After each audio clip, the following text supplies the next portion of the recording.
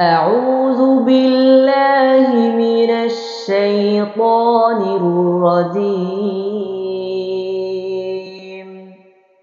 بسم الله الرحمن الرحيم. قل أعوذ برب الناس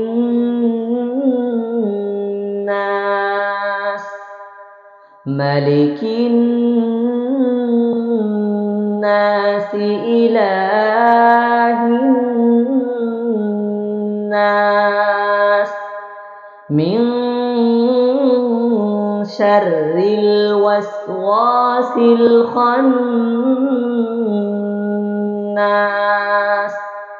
الذي يوسوس في صدور الناس